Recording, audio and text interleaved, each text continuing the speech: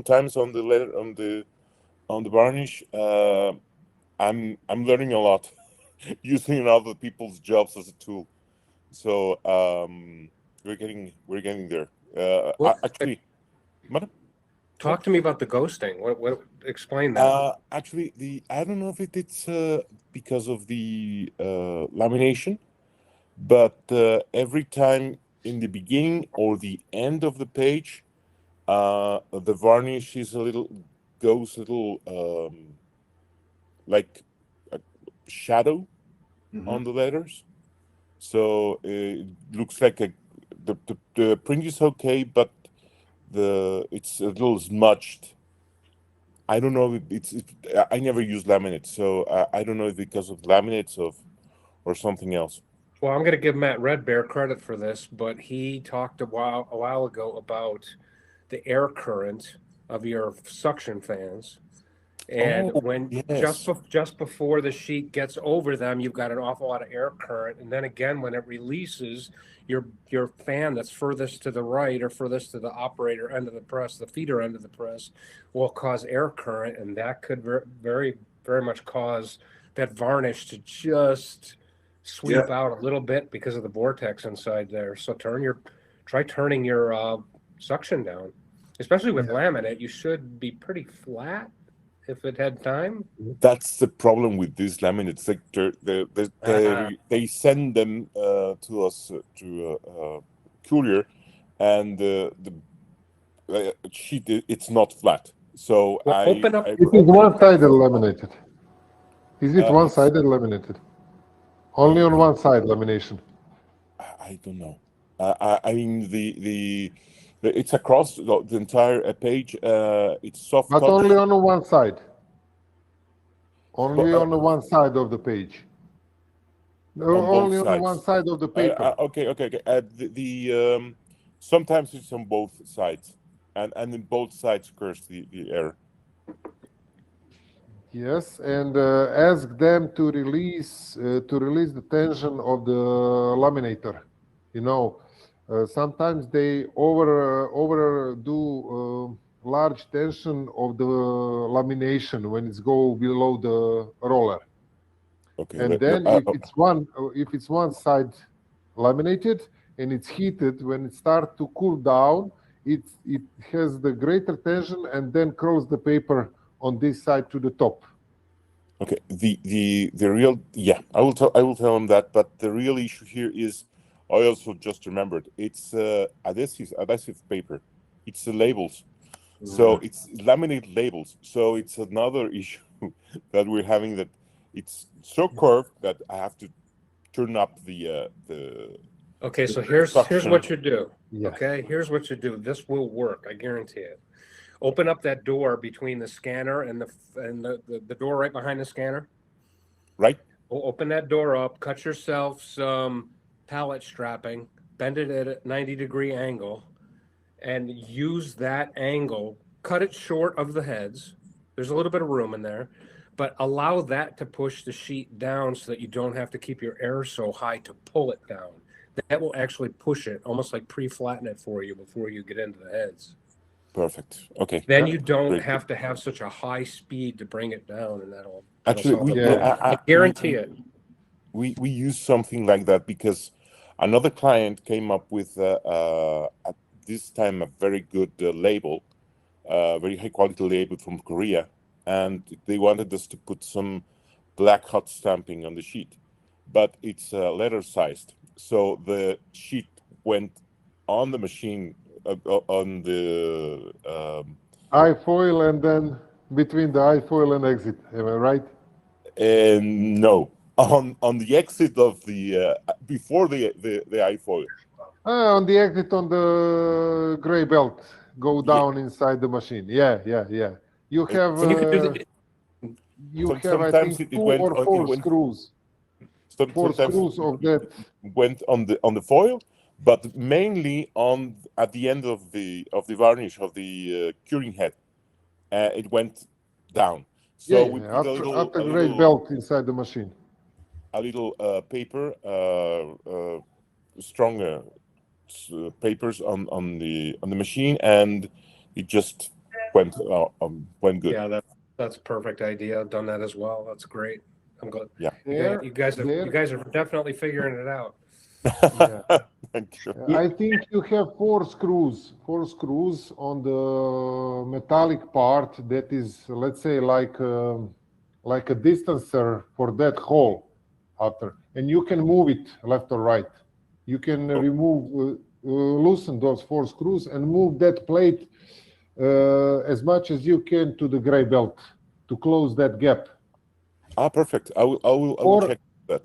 or you can put, let's say, 250, 300 gram paper to close even that gap, and then stick it with some bandage tape or something, so your paper go over that paper and to out. That's what we did actually. Last one. Yeah. That's what we did.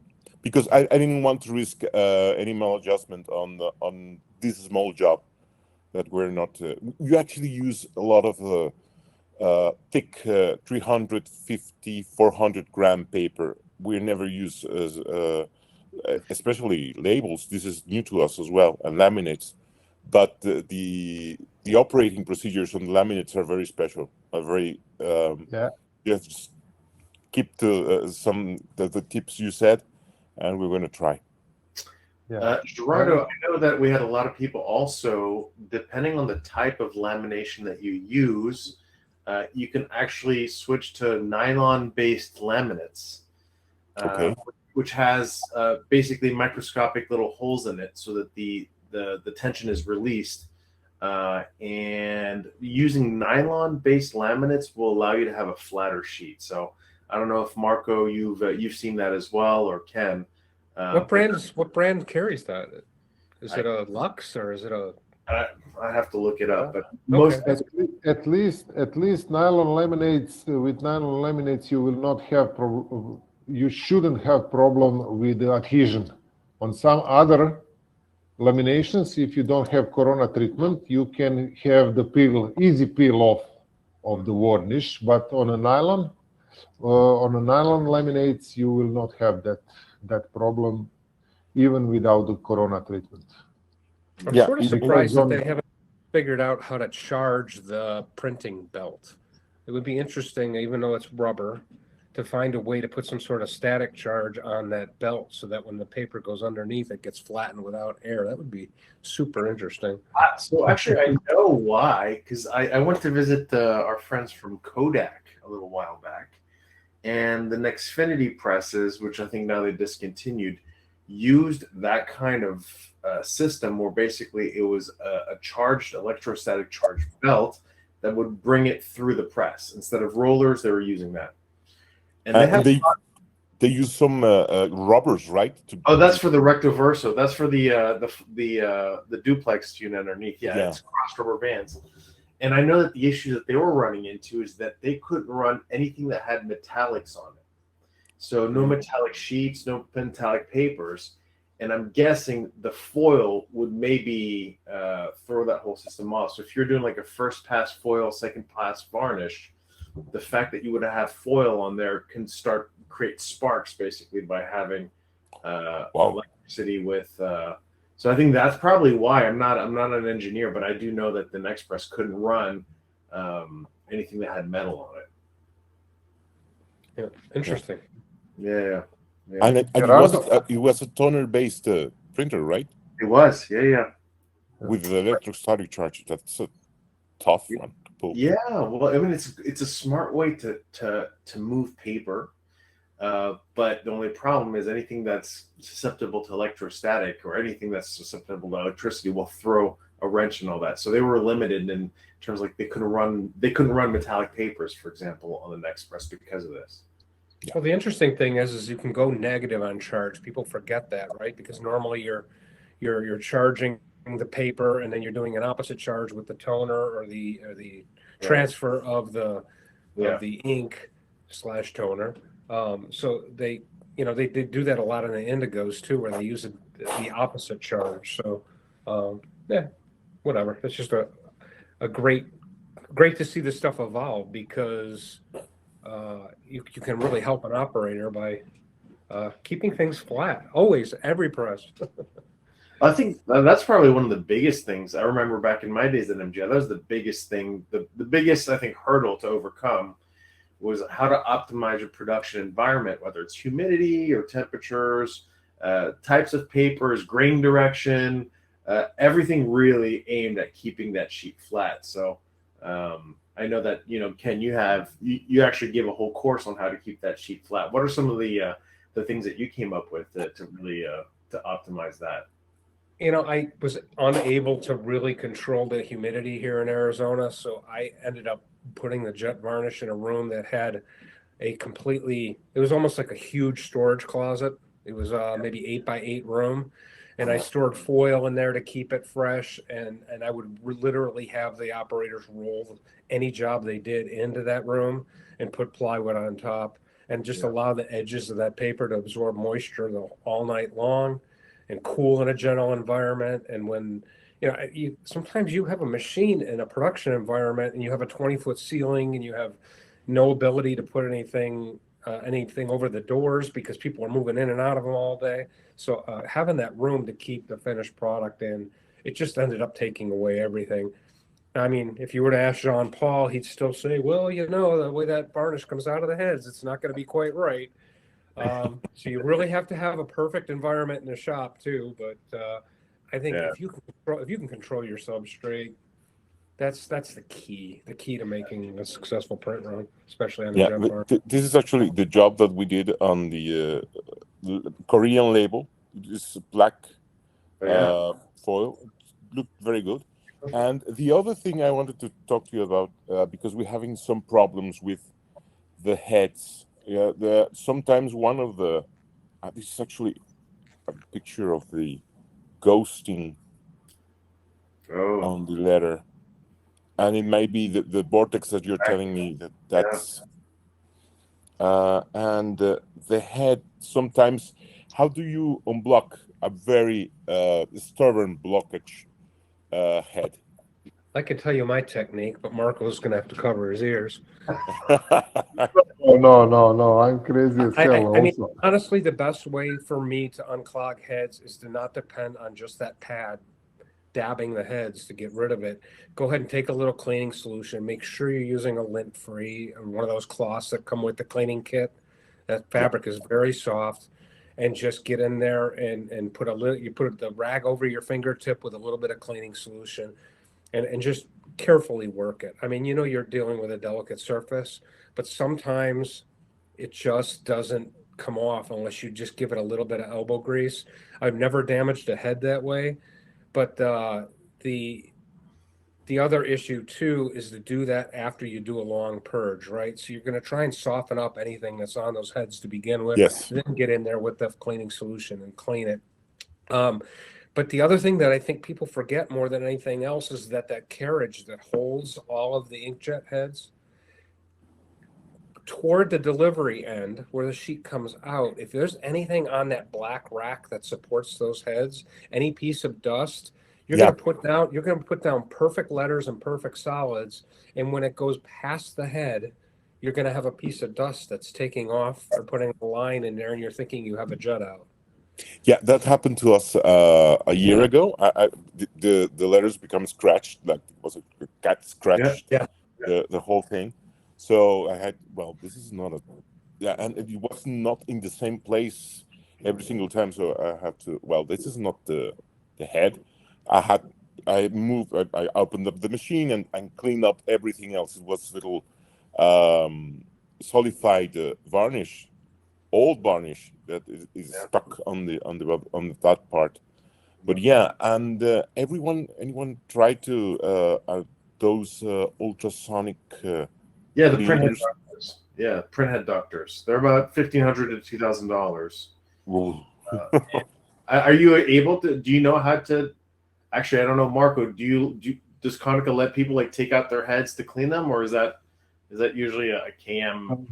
For now, we didn't clean any heads with the ultrasonic.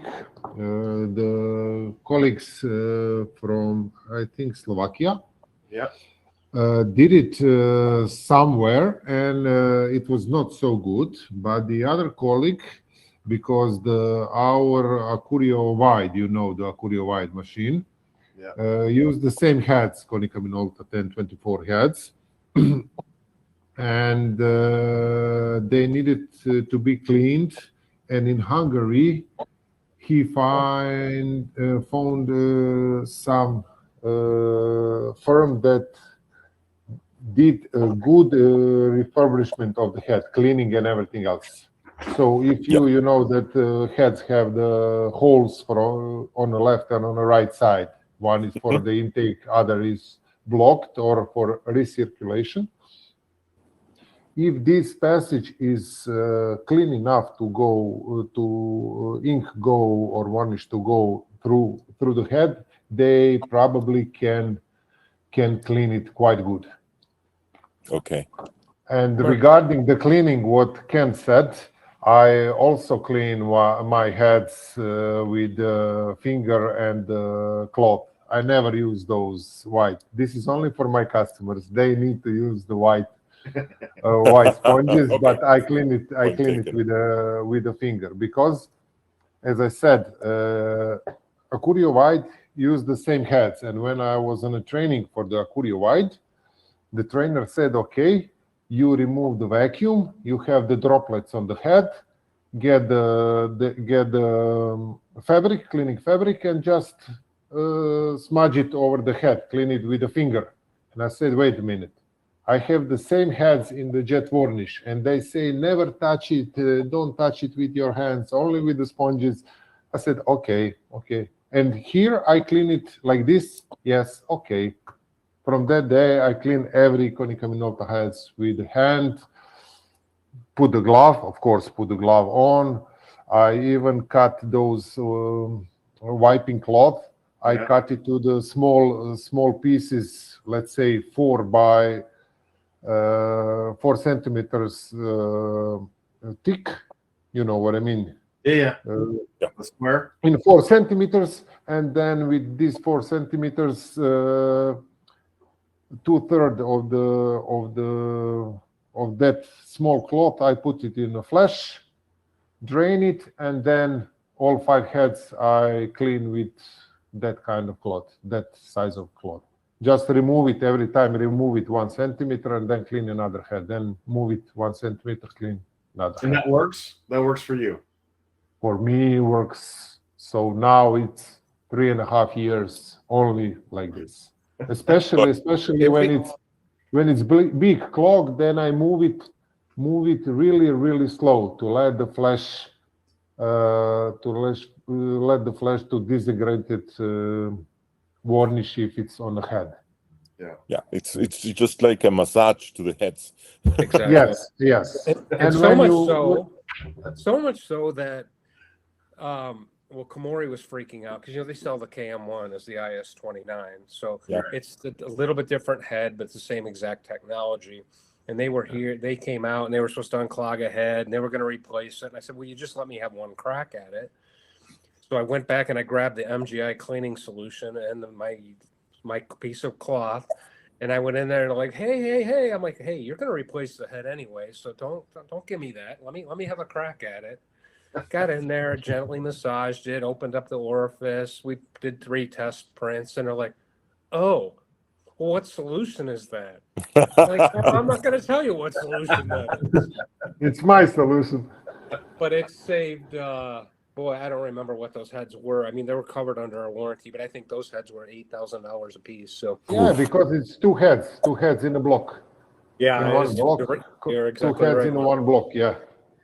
But it does work on just about every inkjet head. I think that they would work, but it's obviously not recommended. Not John Paul approved. Not John Paul.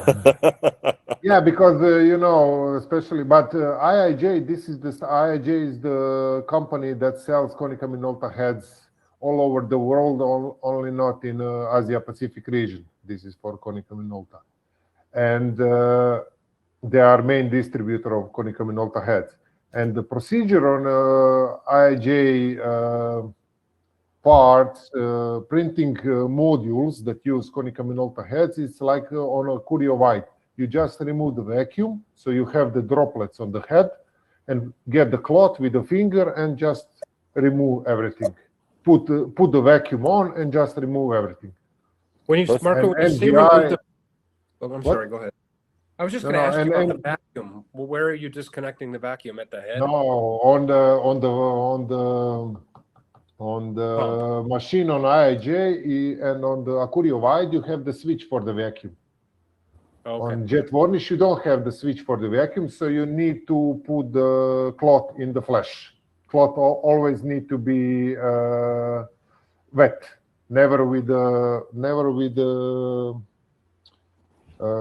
dry cloth. Never clean the heads with a finger with a dry cloth. Always need to be wet from the flash. Understand. On the last experience when we lost power, you can turn out the vacuum on the the machine via the technical menu, but I don't know. It's Yeah, recommended. you can, but then it holds vacuum quite good, so you will need some long time to lose the vacuum, so you have the droplets. So the head is, let's say, wet when you have the droplets on the head. This is much faster. Just put it in the flash solution, also to remove any varnish and just clean the head. After the purge. After the purge, That's good. when you can remove it with the purge, then you do it with the finger. Perfect. That's a great tip. You also have, Gerardo, you also too have your interlacing, which I'm sure you know. You can decide what heads are going to start and stop on those dots that interlace. You can move them. I don't know if you've played with that at all, but sometimes Not that will much. get you lucky because you'll be using a different orifice to bleed that section of your print.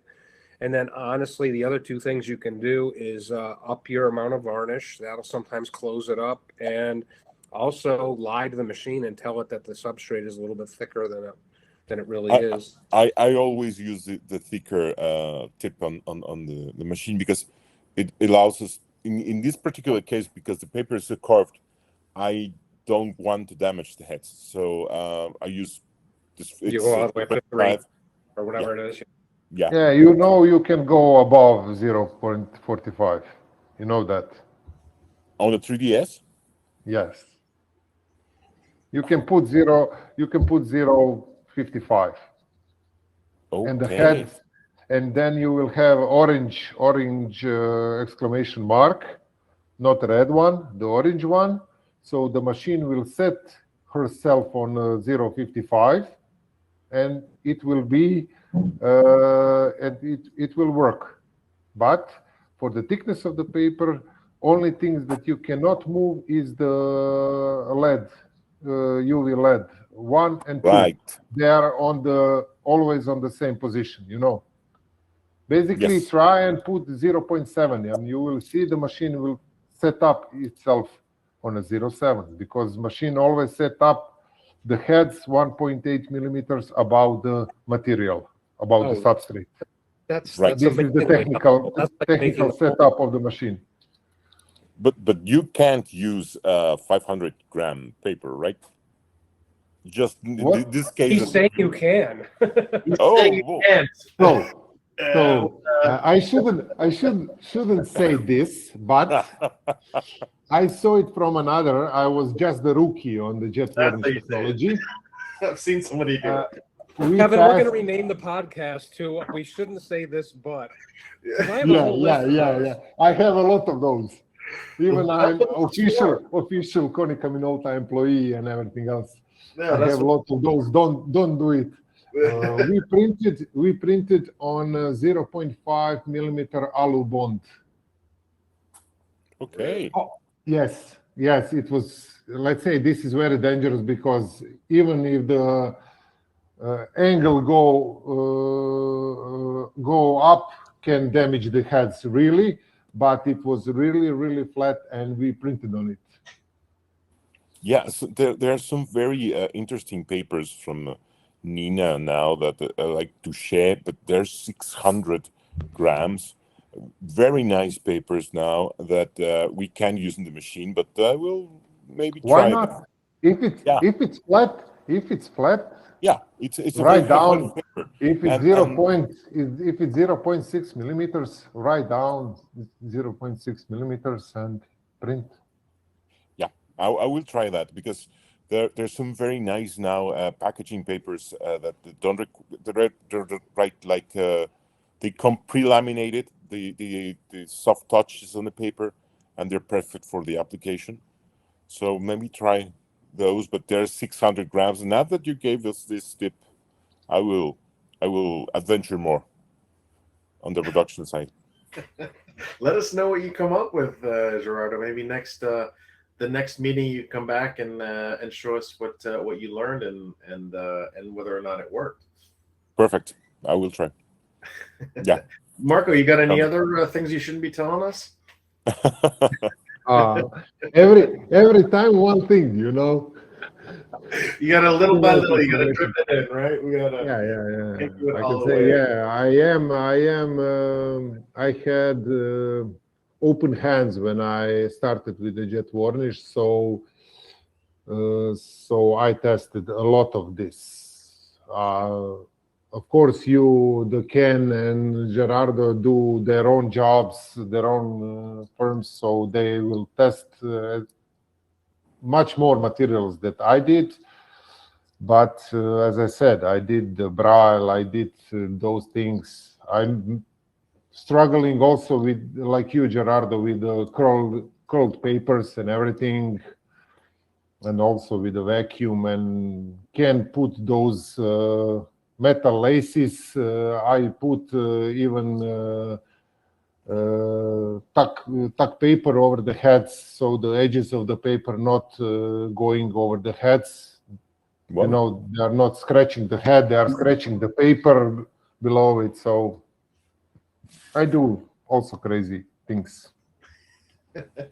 Well, Ken, do you want to? I mean, do they know what you did with your iFoil? Talking about crazy things. Have you shared that story yet, or no? Yeah, I've shared it a couple of times, but I don't like to advertise it too much because I foil stamp envelopes. I sleek. I put the foil over the toner. But what I learned over time is that when you have to run at 160 or 170, it just beats the crap out of the foil roller.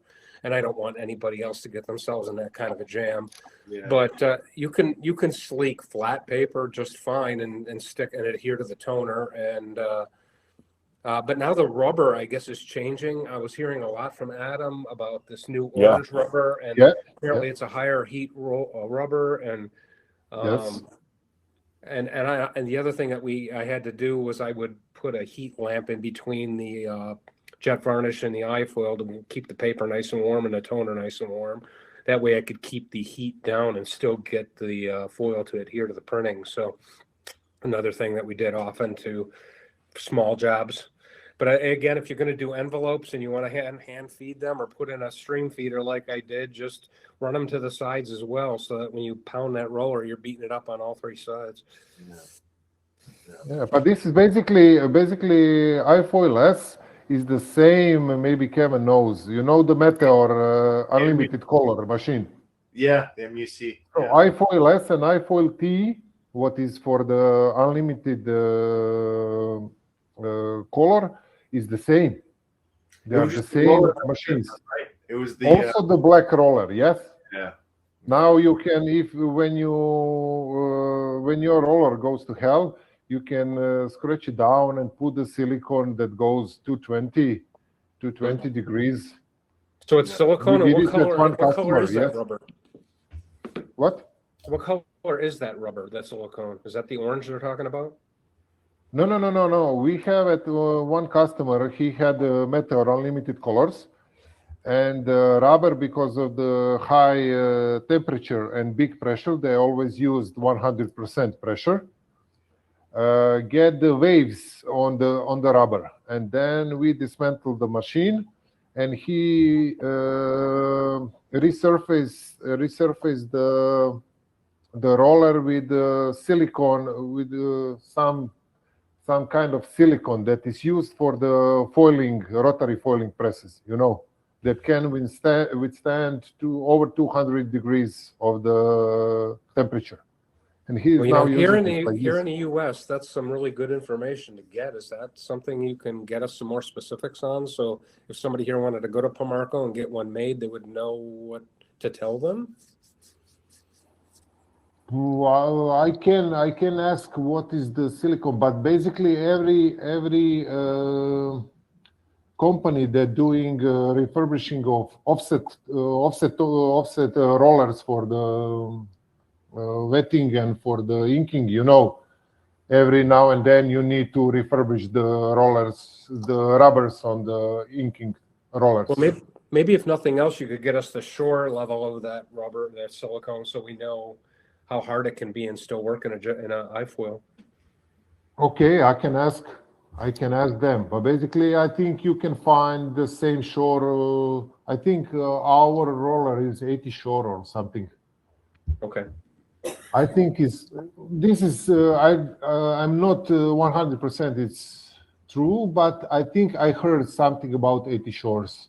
That is the roller. Well, And thank you, yes, Mark. the orange one have the yield almost twice as double the black one. The new That's roller. awesome. Awesome Yeah. information. And Yeah. you can use the orange one with the standard sensors, right? You have to change the sensors too, or recalibrate them. No. It as I know is the same. But regarding, do you have third or the fourth generation of the heating? Are you have the lamps one inside and one outside, or both are outside? Both Of are the outside, and I think one of them is blown out. So I have to take a good look at the. So for me, mine, how to say it? You should transfer it to the fourth generation of the heating, where Yeah. you have one lamp is inside the roller, and the other lamp stays outside the roller, because it's much constant, because that lamp inside get the temperature of the whole metallic part of the drum, you know, and it's more stable. You don't have fluctuations of the temperature on the roller. Right. This They told me that that upgrade wasn't available, so I will have to figure something else out. But yeah, that wasn't available. it wasn't. It is now. Okay. Let me ask We her. installed them 3 years ago, the first one. Yeah, because the machines that you installed like maybe 3 years ago are going to wear and tear, and now their option is available. Yeah, I will ask again. You can basically you can always buy an option. Maybe it's not under warranty, but you can opt for that. You need to change the one lamp. So, from my point of view, it's better to go on a fourth generation heating than stay on a third generation and buy one lamp. Only And if you was it- can source the lamp somewhere else. And what was the fourth generation design again? The right roller, I think, no, the left roller, the left lamp stays outside, and you get the new lamp and some brackets and connectors to connect it inside the roller. Okay. Very good. And you need to switch something inside the GVTI, because then Yeah. it's not, you don't have two settings, but after that installation you change to fourth generation of the heating, and then you have much more stable temperature on the roller. Yeah, when we upgraded the software, the iFoil unit was always displaying an error because it didn't have the internal heating element and never reached the temperature. So the technician told me, well, you don't have the system, just turn it off, and the machine went to work well. But yeah, that's a very interesting point of view. You control the temperature in the inside, and the temperature on the outside. It's much more stable. Makes sense. Yeah. It's basically the metal roller, and then you heat up the whole roller, and that outside lamp is just heating the small amount of, giving the small amount of temperature movements, 1-2 degrees maybe. Yeah, because you can actually see the performance dwindle as it comes on, right? It comes on, it heats, you run 4 or 5 sheets. You can almost see, if you really scour the sheet, some imperfections. And by heating the outside of that roller too, that takes that dwell time away and probably creates a much better product. So that's a great idea. Much stable production. Well, listen, guys, I think unfortunately, we could go on forever. Yeah. And you guys are all experts, and I love talking to you, but we promised a half an hour, and we've exceeded it. And I know that a few of the people on this call have another call. So I want to thank you, Gerardo. I love having you. I'm glad you show up every week. You make my week. I love your stories. I love the things that you get yourself into, and keep up the good work, because you're going to be a success. There's just no question about it. And Marco, your expertise is always welcome, and we love having you on. Very much. And I guess we'll see you guys in a couple of weeks. We do have another one scheduled. You probably see the ads out and about. Yep, we got 2 coming up. We've got one in 2 weeks for people who are selling this stuff. So if you want to get your sales team involved, we have one for that. And then at the end of the month, we also have a second operator meetup. If you know any JETvarnish users that are out there, guys, please have them join. We'd love, the more people on these calls, the more we can share and learn from one another. So don't hesitate to spread the word, and let's grow our little family here and learn from one another. So, yep. Thank you again for everybody coming. Ken, it was a pleasure. Great job hosting. Marco, Carlo, Gerardo, I will see you soon. Thank you. Just one sentence, guys. Have a good week. On answer, Gerardo, on answer for Adam on the blog, on our forum, I wrote everything around about the roller and the heating and resurfacing of the roller. And if you need something, write on the blog, on the forum, it's no problem. Thanks. Thank you for that. Also, always. Bye.